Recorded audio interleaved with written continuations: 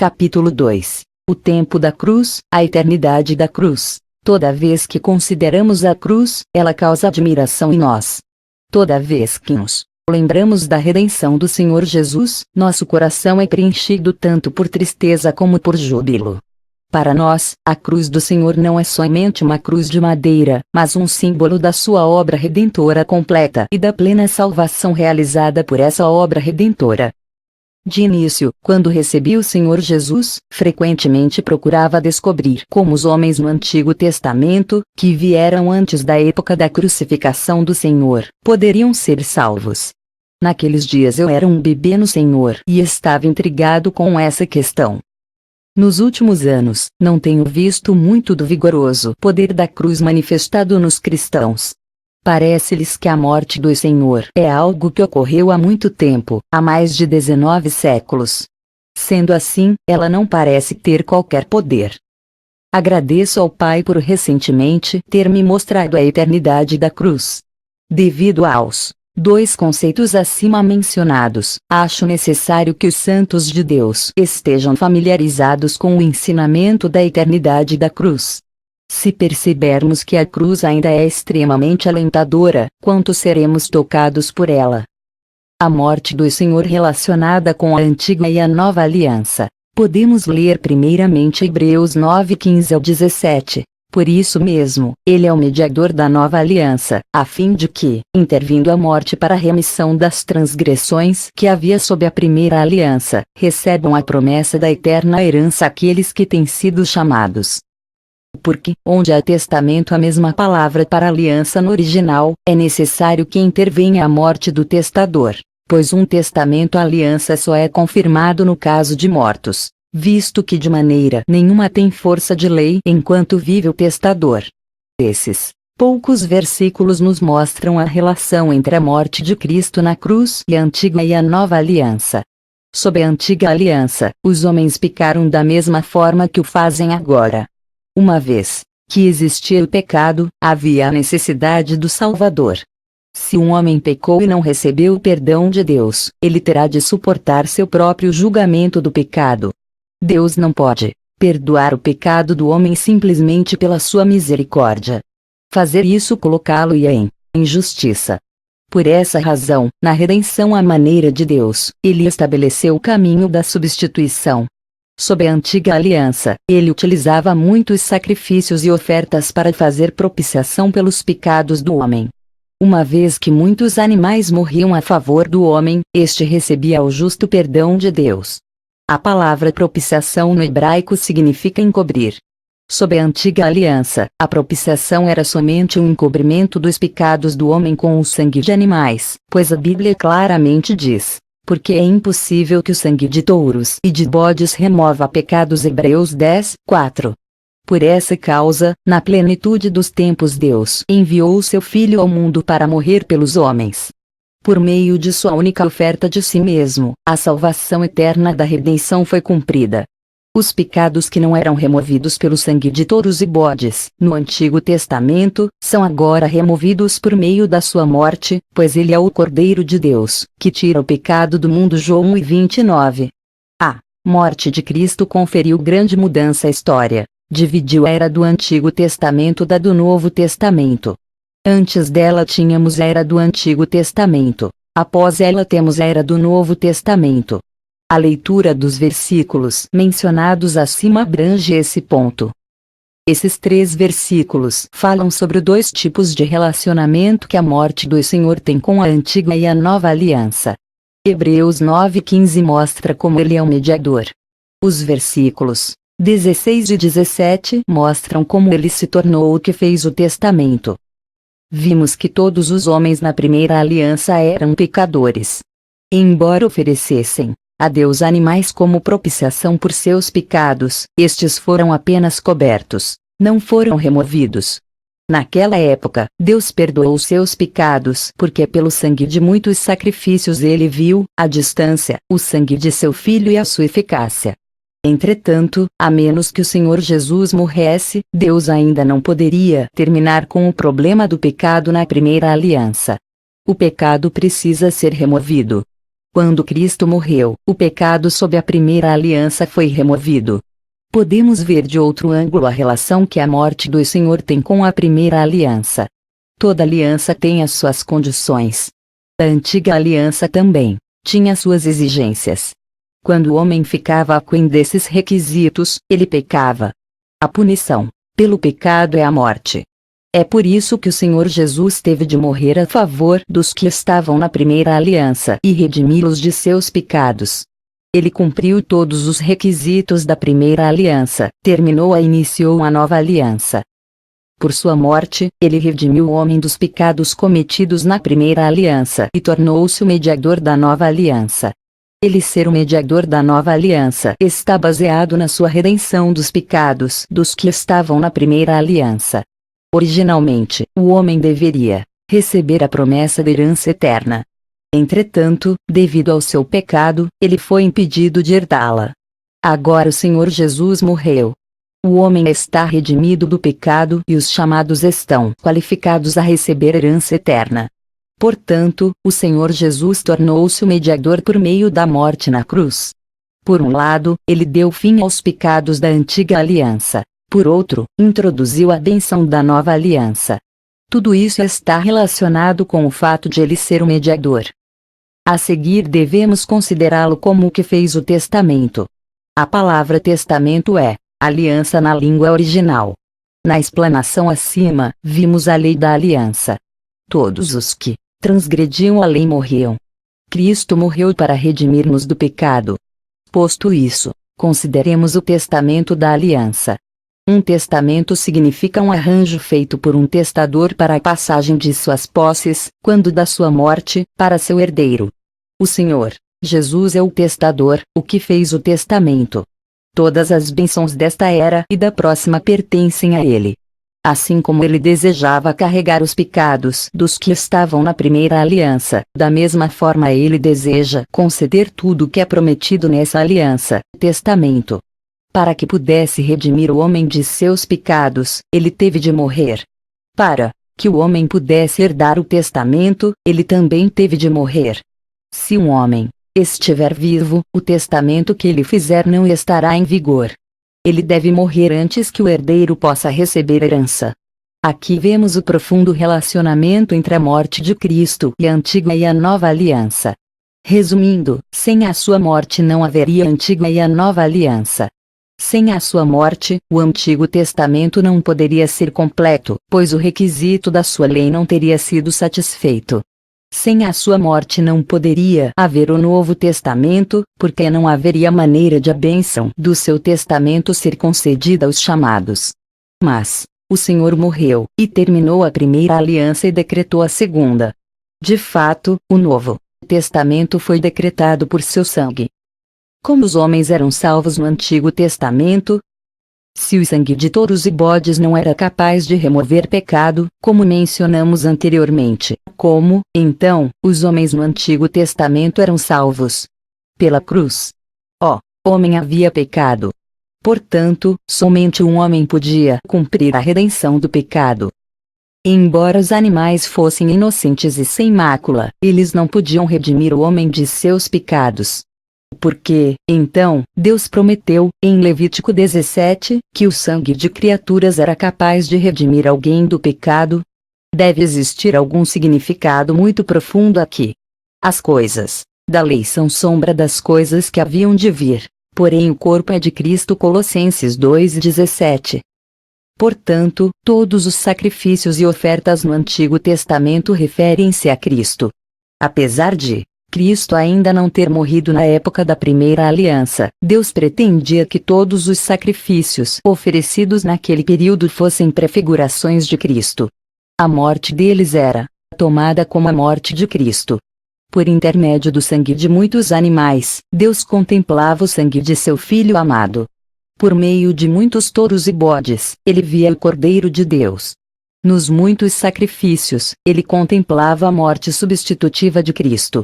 Ao aceitar aquelas ofertas, era como se aceitasse o valor da morte de seu filho. Por causa disso, o homem era redimido dos pecados. Ele reconheceu nos inocentes touros e bodes o seu querido filho.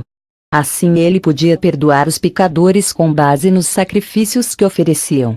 Toda vez que as ofertas eram imoladas, elas falavam do sacrifício vindouro do Filho de Deus como a oferta pelo pecado no Gólgota e do seu cumprimento da eterna obra de salvação. Pelo fato de o Senhor ser um homem, ele é capaz de redimir o homem do pecado. Por ser ele Deus, é capaz de redimir dos pecados todos os homens, do passado e presente. Os que ofereciam os sacrifícios no Antigo Testamento, consciente ou inconscientemente, criam em um Salvador crucificado que havia de vir. Todos os seus sacrifícios eram para fazê-los voltar ao Salvador que viria. Embora o Senhor Jesus ainda não tivesse nascido naquela época, a fé não contemplava o que podia ser visto. Pelo contrário, ela contemplava o que não podia ser visto. A fé viu ao longe um Salvador vicário e creu nele. Quando chegou o tempo, o Filho de Deus veio e morreu pelos homens. Então, o que havia sido apenas questão de fé, tornou-se fato. Como os homens são salvos no Novo Testamento? Sabemos que estamos na era do Novo Testamento.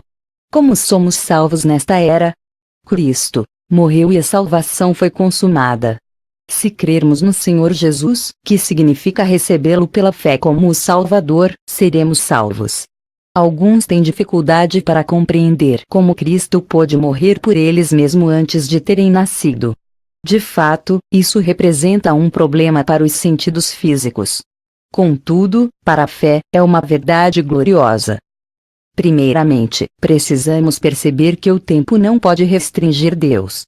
Para nós, mortais, umas poucas décadas são um longo tempo, mas o nosso Deus é eterno. Para ele, até mesmo 1000 anos não significam muito. Embora o tempo possa restringir-nos, ele não pode restringi-lo.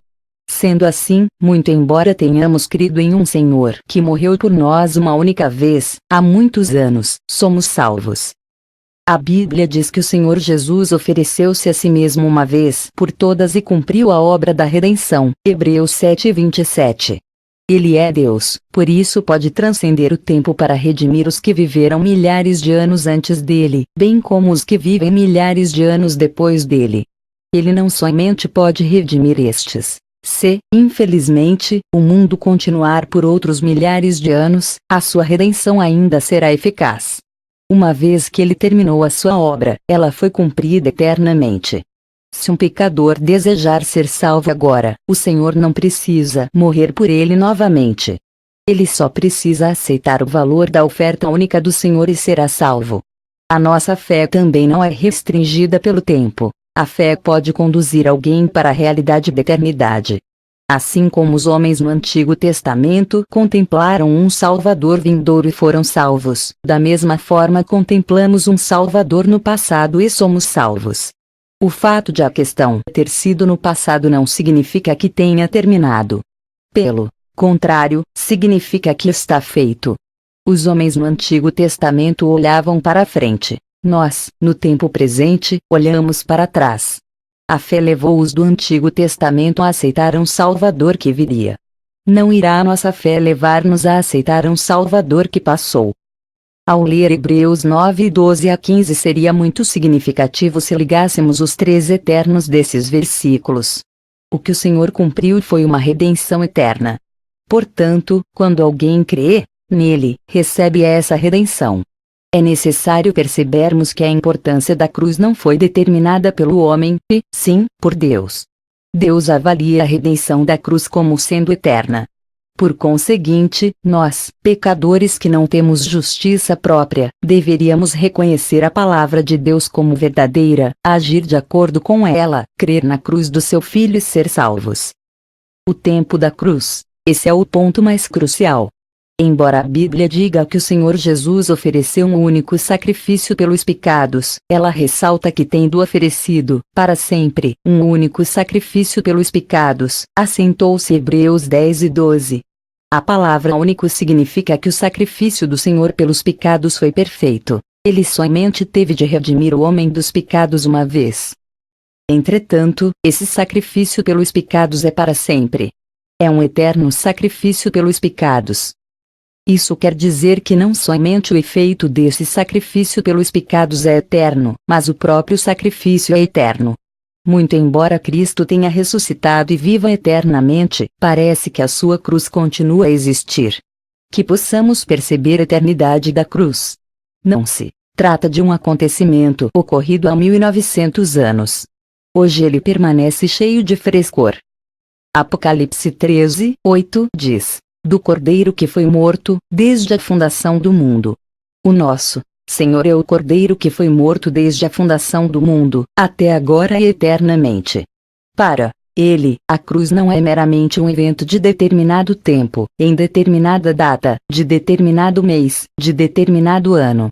Pelo contrário, é algo que tem existido desde a fundação do mundo até agora. Ao criar o homem, ele já sabia de antemão o preço da redenção vindoura. Ele criou o homem com seu poder. Da mesma maneira redimiu o homem com seu sangue. É como se fosse crucificado desde o início quando criou o homem. Por milhares de anos ele suportou o prolongado sofrimento da cruz. A morte única no Gólgota simplesmente expressou a aflição que o Espírito de Deus havia suportado por longo tempo. Que graça! Que maravilha! Não temos palavras para expressar o significado desse versículo. Antes de o Senhor Jesus deixar o céu e enquanto ainda estava na glória, ele já conhecia o sofrimento da cruz. Ele o conhecia durante os milhares de anos antes de vir. Ele conhecia isso na época da criação. Desde a eternidade passada, a cruz tem estado no coração de Deus. Ao considerar como, na eternidade passada, Deus sabia que iria criar o homem, este iria cair, nós percebemos como o seu coração, humanamente falando, deve ter se afligido com isso. Por amar tantos homens, ele determinou antes da fundação do mundo que Cristo morreria em nosso favor. 1 Pedro 1:20. Embora Cristo tenha aparecido uma única vez, nos últimos tempos, pelos nossos pecados, por causa do seu amor pelo mundo, ele vem sofrendo aflição e dor desde a fundação do mundo, como se já houvesse sido crucificado milhares de vezes. Que lástima que muitos, ainda agora, o aflijam, como que crucificando novamente.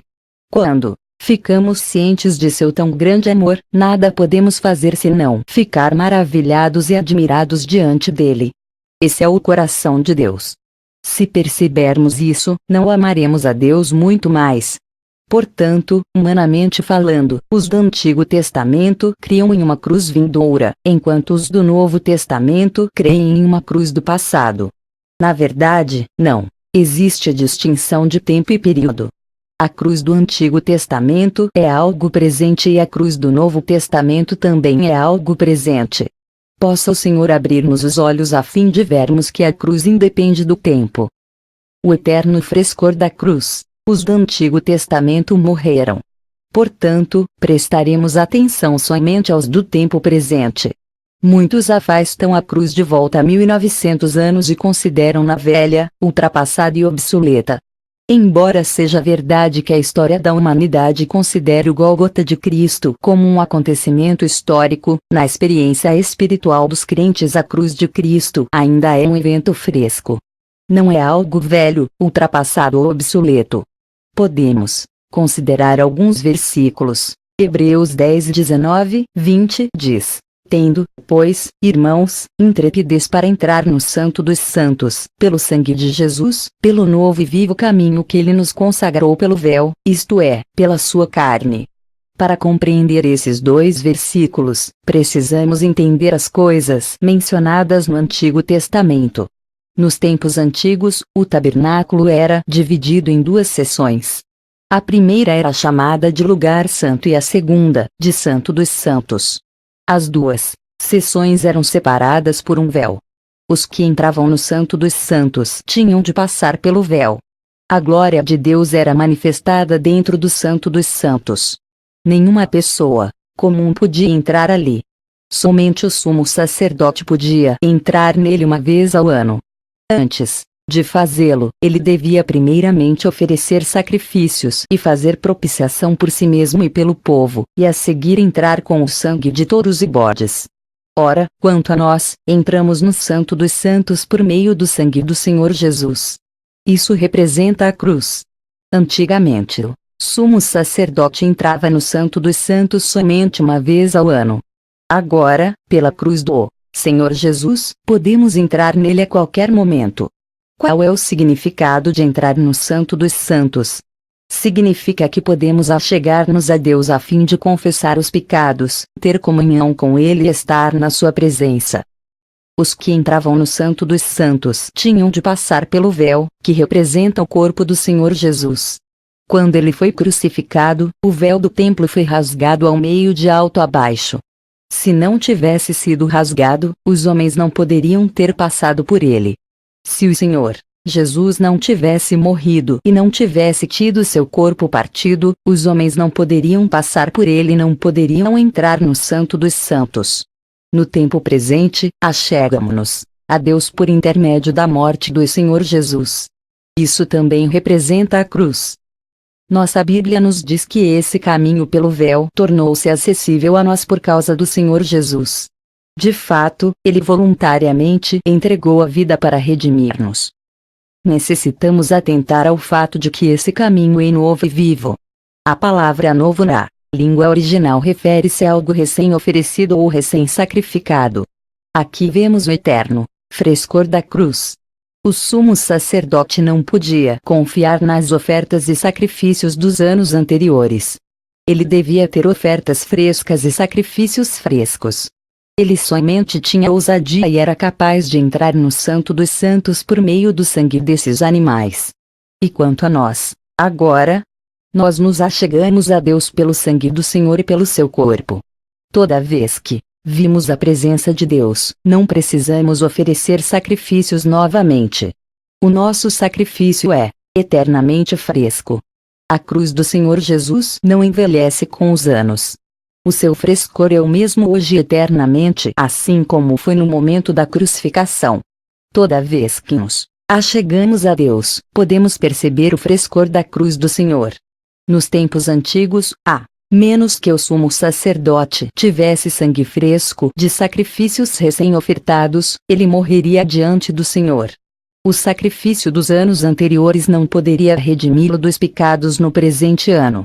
Se Deus não considerasse o sacrifício redentor do Senhor como eternamente fresco, teríamos perecido há muito tempo. Graças ao Senhor que a cruz é eternamente fresca perante Ele. O Senhor considera a crucificação como algo recém-cumprido. Esse caminho também é vivo. Essa palavra pode também ser traduzida para eternamente vivo. Esse é um caminho recém-oferecido. É também um caminho eternamente vivo. Cristo morreu e ressuscitou. Ele cumpriu a salvação por nós e nos conduziu a Deus. Devemos saber que Ele ressuscitou e a sua ressurreição permanece até hoje. Também devemos saber que Ele morreu e a sua morte substitutiva continua até hoje. Os maiores acontecimentos na vida terrena de Cristo foram a sua morte e ressurreição. Ambas não são eventos passados, obsoletos, ainda são frescas hoje. Visto que temos tal Salvador Redentor novo, deveríamos recebê-lo e vir a Deus por meio dele a fim de receber perdão e bênção. Apocalipse 5 registra como João viu o Senhor Jesus Cristo no céu. Ele disse: então vi, no meio do trono e dos 4 seres viventes e entre os anciãos, de pé, um cordeiro como tendo sido morto. 6. Esse é um quadro do futuro. Quando João viu o Senhor no céu, haviam decorrido muitos anos desde o Gólgota. Contudo, o Senhor era como aquele que acabara de ser morto. As palavras tendo sido morto podem também ser traduzidas por tendo sido recentemente morto. No céu, no momento de introduzir a eternidade, o Senhor ainda será o que foi morto recentemente. O eterno frescor da cruz. Verdadeiramente a cruz atravessa todas as eras e continua cheia de frescor. Se a cruz será cheia de frescor no céu naquele dia, como podemos considerá-la velha hoje? Futuramente, quando a glória celestial irromper, a glória da cruz provará ser imarcessível. Quando os redimidos de Deus ascenderem ao céu, encontrarão a redenção da cruz tão fresca quanto antes. Há um ponto que merece nossa atenção.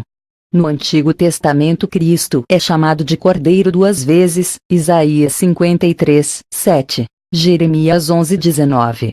Nos Evangelhos e Atos, ele é mencionado como o Cordeiro 3 vezes, João 1:29, 36, Atos 8:32. Nas Epístolas ele é mencionado como o Cordeiro uma vez, 1 Pedro 1:19. Entretanto, em Apocalipse ele é citado como o Cordeiro 28 vezes. A glória da cruz do Senhor excederá em fulgor por todas as eras. Deus, propositadamente chamou a seu Filho de Cordeiro nesse livro da eternidade. O Cordeiro aqui é visto como tendo sido recentemente morto. A ferida ainda está ali. A eterna ferida garante a eterna salvação. A crucificação do Cordeiro torna-se o nosso memorial eterno. Deus jamais pode esquecer-se disso. Os anjos nunca podem esquecer-se disso e os ascendidos e salvos nunca podem esquecer-se da redenção da cruz. Quem receberá essa salvação eterna? A cruz é o único lugar inabalável. Todos os que pecaram deveriam vir. O memorial da cruz. O próprio Deus sabe do valor eterno da cruz de seu Filho. Ele manifestou a todos o eterno frescor da cruz de seu Filho. Agora ele deseja ganhar os redimidos para que também conheçam esse fato. A percepção do frescor eterno da cruz traz poder. A percepção do frescor eterno da cruz traz amor. A percepção do frescor eterno da cruz traz vitória. A percepção do frescor eterno da cruz traz longanimidade. Se verdadeiramente conhecermos o frescor da cruz, que inspiração receberemos dela? Que motivação obteremos dela? Se a cruz não está velha no nosso coração, certamente teremos uma comunhão íntima com o nosso Senhor. Se um crente se esqueceu da cruz, isso indica que se esqueceu do Senhor. O Senhor pretende que a sua cruz seja eternamente fresca em nosso espírito e em nossa mente. Essa é a razão de ele nos dizer: fazei isto, todas as vezes que o beberdes, em memória de mim. 1 Coríntios 11:25. As palavras todas as vezes significam sempre. O motivo de o Senhor estabelecer a sua ceia é que os seus santos lembrem-se sempre dele em sua morte. Ele anteviu que muitos considerariam sua cruz obsoleta. Por isso ele encarregou seus discípulos de sempre lembrar sua morte na ceia do Senhor. Ele sabia que os afazeres seculares, distrações e tentações viriam e secretamente roubariam de nós o frescor da cruz. E é por isso que ele encarregou-nos de tomar a ceia com frequência e de nos lembrar dele. Como era fresca a cruz para nós assim que cremos. Mas, após muitos dias, a cruz parece ter se tornado nebulosa. Quando pela primeira vez percebemos a vitória da cruz, quão fresca ela era para nós. Todavia, pela frequente menção da sua glória, a cruz parece ter se tornado comum. Entretanto, o Senhor não nos quer ver perder o frescor da cruz. Ele deseja que nos lembremos dela frequentemente e que sempre tenhamos a morte do Senhor diante de nós. É lamentável que tenhamos perdido a inspiração da cruz do Senhor Jesus. A crucificação do Senhor deveria estar exposta ante nossos olhos todo o tempo. Galatas 3:1. Nunca devemos considerar a cruz do Senhor como um simples monumento histórico. O livro de Gálatas é uma epístola a respeito da cruz. Quando ela foi exposta diante dos Gálatas, quão livres eles ficaram. Ao tentar receber o Espírito Santo guardando a lei ou ser aperfeiçoados pela obra da carne, eles perderam o frescor da cruz. Pode-se dizer qual é a condição espiritual de um santo simplesmente pela sua atitude em relação à cruz. Se ele a considera algo velho, isso mostra que ele está afastado da fonte do seu poder. A cruz e a espiritualidade. Quais os benefícios de se conhecer o frescor da cruz? São inumeráveis. Sabemos que qualquer coisa nova facilmente impressiona os homens. Se alguma coisa ocorreu há muito tempo, ela não tem o poder de comovê-los. Se tivermos a cruz do Senhor exposta diante de nós, todos os dias, quanto seremos motivados por ela? José nos tempos antigos somente desejava ser um discípulo de Cristo secretamente. Nicodemos só ousou ir ver o Senhor à noite. Mas quando ambos viram a crucificação do Senhor, foram motivados fortemente. Como resultado, eles arriscaram ofender a multidão e pediram o corpo do Senhor para o sepultar. A cruz pode fazer dos mais medrosos dos homens, os mais corajosos. Quando viram Jesus na cruz e como sofria e era repreendido pelos homens, o amor da cruz os inspirou e os motivou. Portanto, se tivermos a morte de Cristo diante de nós todo o tempo, seremos motivados da mesma maneira que eles o foram. A cruz, então, tornar-se-á a nossa força. Permaneceremos no pecado, para que seja a graça mais abundante? Romanos 6, 1. Deveríamos ser capazes de responder a essa pergunta. Se verdadeiramente virmos a cruz do Senhor a todo momento, se virmos como ele sofreu ali, se virmos os ferimentos em suas mãos e pés, e a coroa de espinhos sobre a sua cabeça, se virmos como o seu amor e sangue se misturaram e se virmos seus sofrimentos e tristeza, acaso não seremos profundamente motivados e não cessaremos de fazer coisas que não agradam ou que lhe causem sofrimento? É por nos faltar o eterno frescor da revelação da cruz diante de nós que desprezamos o amor do Senhor. Se a cruz na qual o Senhor morreu por nós for eternamente cheia de frescor, a nossa crucificação com ele também se tornará imutável. Se tivermos revelação fresca da cruz dia após dia, acrescentaremos a nós mesmos muitas experiências frescas de fé em nosso morrer juntamente com ele. É devido ao fato de não vermos uma cruz diária que temos muitas experiências do pecado ressuscitando em nós. Se virmos o eterno frescor da cruz e a sua natureza sempre imutável, a nossa morte para o pecado também será imutável. Muitos filhos de Deus fracassam por não perceber que a morte na cruz não é simplesmente algo que ocorreu uma vez por todas, mas algo que está continuamente conosco, todo o tempo. Sabemos que muitas vezes caímos inconscientemente. Graças a Deus Pai que não nos rejeita por isso. A Bíblia diz que o sangue de Jesus, seu Filho, nos purifica de todo pecado. 1 João 1, 7. Ele não nos purificou apenas uma vez. O sangue de seu Filho ainda nos purifica continuamente. A palavra purifica no original tem o sentido de ação contínua. Essa é a incessante obra da cruz. Quão maravilhoso é que Deus nos tenha preparado tal salvação. Se tropeçarmos sem querer e viermos a Ele confessarmos os pecados, Ele nos perdoará e o sangue de seu Filho nos purificará de todo pecado. Que frescor eterno há na cruz! A salvação eterna. Se percebermos isso, vamos exclamar com altos louvores a Deus Pai. Lamentavelmente, muitas pessoas não sabem que são salvas para sempre. Somos não salvos, ou somos salvos para sempre. Se realmente aceitamos uma vez o sacrifício do Senhor pelo pecado e se uma vez cremos de fato no valor da sua cruz, ela falará por nós eternamente. Esta é a lei do holocausto. O holocausto ficará na lareira do altar toda a noite até pela manhã, e nela se manterá aceso o fogo do altar. Levítico 6, 9. O holocausto é um tipo de Cristo e o altar é um tipo da cruz. A noite é um tipo da presente era sem Cristo. É a mesma noite de Romanos 13 e 12. Uma vez que o sol da justiça, o Senhor Jesus, partiu deste mundo, este tornou-se a noite. Continuará sendo a noite até que ele venha novamente. O holocausto estará queimando até o romper do dia. Na presente era, o valor da redenção do Senhor está continuamente suplicando por nós. À noite, os israelitas poderiam estar no acampamento ainda a murmurar, mas o holocausto sobre o altar continuamente intercedia por eles. Deveríamos perceber que, de semelhante modo, o sangue intercede por nós. Uma vez que tenhamos aceitado a cruz, ela fala por nós eternamente. Isso é a salvação eterna. No futuro, quando virmos a cruz no céu, ela não terá envelhecido através das eras.